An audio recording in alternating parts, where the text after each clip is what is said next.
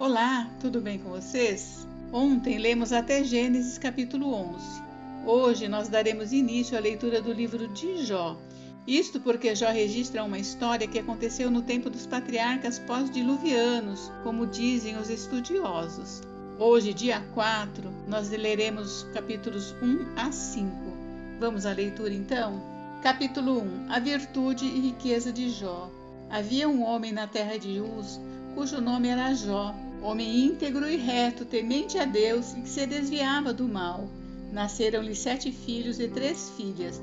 Possuía 7.000 ovelhas, 3.000 camelos, 500 juntas de bois e 500 jumentas.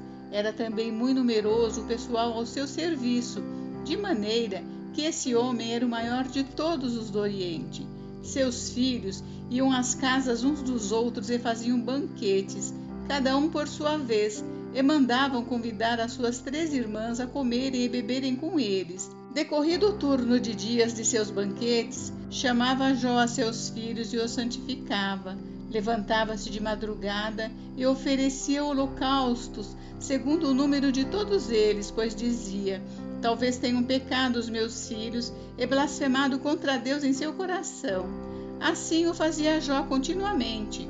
Num dia em que os filhos de Deus vieram apresentar-se perante o Senhor, veio também Satanás entre eles. Então perguntou o Senhor a Satanás: de onde vens? Satanás respondeu ao Senhor e disse: de rodear a terra e passear por ela. Perguntou ainda o Senhor a Satanás: observaste o meu servo Jó?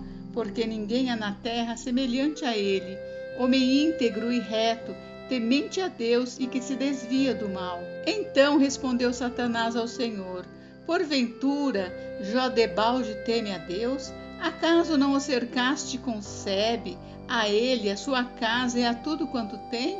A obra de suas mãos abençoaste, e os seus bens se multiplicaram na terra.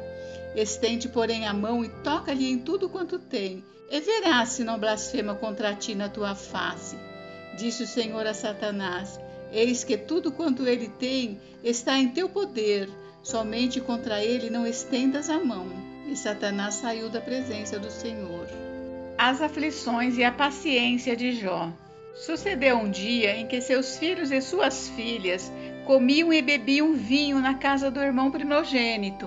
E veio um mensageiro a Jó e lhe disse: os bois lavravam e as jumentas paciam junto a eles. De repente, deram sobre eles os sabeus e os levaram e mataram aos servos ao fio da espada. Só eu escapei para trazer-te a nova. Falava este ainda quando veio outro e disse: fogo de Deus caiu do céu e queimou as ovelhas e os servos e os consumiu. Só eu escapei para trazer-te a nova. Falava este ainda quando veio outro e disse: dividiram-se os caldeus em 3 bandos, deram sobre os camelos e os levaram e mataram os servos a fio de espada. Só eu escapei para trazer-te a nova. Também este falava ainda quando veio outro e disse: estando teus filhos e tuas filhas comendo e bebendo vinho em casa do irmão primogênito, eis que se levantou grande vento do lado do deserto e deu nos 4 cantos da casa, a qual caiu sobre eles e morreram. Só eu escapei para trazer-te a nova. Então Jó se levantou, rasgou o seu manto, rapou a cabeça e lançou-se em terra e adorou e disse: nu saí do ventre de minha mãe e nu voltarei. O Senhor o deu e o Senhor o tomou. Bendito seja o nome do Senhor. Em tudo isto, Jó não pecou, nem atribuiu a Deus falta alguma. Capítulo 2. No dia em que os filhos de Deus vieram apresentar-se perante o Senhor, veio também Satanás entre eles a apresentar-se perante o Senhor. Então o Senhor disse a Satanás: de onde vens? Respondeu Satanás ao Senhor e disse: de rodear a terra e passear por ela. Perguntou o Senhor a Satanás: observaste o meu servo Jó? Porque ninguém há na terra semelhante a ele, homem íntegro e reto, temente a Deus e que se desvia do mal. Ele conserva a sua integridade, embora me incitasses contra ele, para o consumir sem causa. Então Satanás respondeu ao Senhor: pele por pele, e tudo quanto o homem tem dará pela sua vida. Estende, porém, a mão, Toca-lhe nos ossos e na carne, e verás se não blasfema contra ti na tua face. Disse o Senhor a Satanás: Eis que ele está em teu poder, mas poupa-lhe a vida. Então saiu Satanás da presença do Senhor e feriu a Jó de tumores malignos, desde a planta do pé até ao alto da cabeça. Jó, sentado em cinza, tomou um caco para com ele rapar-se. Então sua mulher lhe disse: Ainda conservas a tua integridade? Amaldiçoa a Deus e morre. Mas ele lhe respondeu: Falas como qualquer doida. Temos recebido o bem de Deus e não receberíamos também o mal? Em tudo isto não pecou Jó com os seus lábios. Ouvindo, pois, 3 amigos de Jó todo este mal que lhe sobreviera, chegaram, cada um do seu lugar: Elifaz, o temanita, Bildade, o suíta, e Zofar, o naamatita, e combinaram ir juntamente condoer-se dele e consolá-lo. Levantando eles de longe os olhos e não o reconhecendo, ergueram a voz e choraram, e cada um, rasgando seu manto, lançava pó ao ar sobre a cabeça. Sentaram-se com ele na terra 7 dias e 7 noites, e nenhum lhe dizia palavra alguma, pois viam que a dor era muito grande. Capítulo 3. Jó amaldiçoa o seu nascimento. Depois disto, passou Jó a falar e amaldiçoou o seu dia natalício. Disse Jó: Pereça o dia em que nasci e a noite em que se disse: foi concebido um homem. Converta-se aquele dia em trevas, e Deus lá de cima não tenha cuidado dele, nem resplandeça sobre ele a luz. Reclamem-no as trevas e a sombra de morte. Habitem sobre ele nuvens, espante-o tudo que pode enegrecer o dia.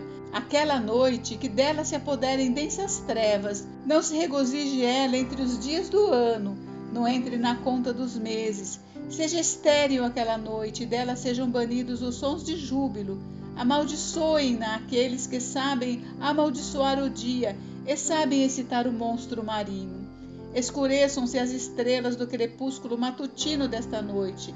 Que ela espere a luz e a luz não venha, que não veja as pálpebras dos olhos da alva, pois não fechou as portas do ventre de minha mãe, nem escondeu dos meus olhos o sofrimento. Por que não morri eu na madre? Por que não expirei ao sair dela? Por que houve regaço que me acolhesse? E por que peitos para que eu mamasse? Porque já agora repousaria tranquilo, dormiria, e então haveria para mim descanso, com os reis e conselheiros da terra que para si edificaram mausoléus, ou com os príncipes que tinham ouro e encheram de prata suas casas, ou como aborto oculto, eu não existiria, como crianças que nunca viram a luz. Ali os maus cessam de perturbar, e ali repousam os cansados. Ali os presos juntamente repousam e não ouvem a voz do feitor. Ali está tanto o pequeno como o grande, e o servo livre de seu senhor, porque se concede luz ao miserável e vida aos amargurados de ânimo, que esperam a morte e ela não vem. Eles cavam em procura dela mais do que tesouros ocultos. Eles se regozijariam por um túmulo, exultariam se achassem a sepultura. Porque se concede luz ao homem, cujo caminho é oculto, a quem Deus cercou de todos os lados? Porque em vez do meu pão me vêm gemidos, e os meus lamentos se derramam como água? Aquilo que temo me sobrevém, e o que receio me acontece. Não tenho descanso, nem sossego, nem repouso, e já me vem grande perturbação. Capítulo 4. Elifaz repreende a Jó. Então respondeu Elifaz, o temanita, e disse: se intentar alguém falar-te, enfadar-te-ás? Quem todavia poderá conter as palavras? Eis que tens ensinado a muitos, e tens fortalecido mãos fracas. As tuas palavras tens sustentado aos que tropeçavam, e os joelhos vacilantes tens fortificado. Mas agora, em chegada a tua vez, tu te enfadas, sendo tu atingido, te perturbas. Porventura não é o teu temor de Deus aquilo em que confias, e a tua esperança a retidão dos teus caminhos? Lembra-te, acaso já pereceu algum inocente? E onde foram os retos destruídos? Segundo eu tenho visto, os que lavram a iniquidade e semeiam o mal, isso mesmo eles cegam. Com o hálito de Deus perecem, e com o assopro da sua ira se consomem. Cessa o bramido do leão e a voz do leão feroz, e os dentes dos leõezinhos se quebram. Perece o leão porque não há presa, e os filhos da leoa andam dispersos. Uma palavra se me disse em segredo, e os meus ouvidos perceberam um sussurro dela.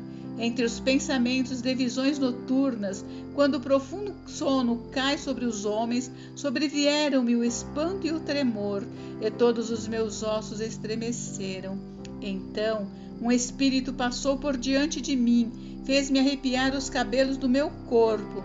Parou ele, mas não lhe discernia a aparência. Um vulto estava diante dos meus olhos. Houve silêncio e ouvi uma voz. Seria porventura o mortal justo diante de Deus? Seria acaso o homem puro diante do seu Criador? Eis que Deus não confia nos seus servos e aos seus anjos atribui imperfeições, quanto mais àqueles que habitam em casas de barro, cujo fundamento está no pó, e são esmagados como a traça. Nascem de manhã e à tarde são destruídos, perecem para sempre, sem que disso se faça caso.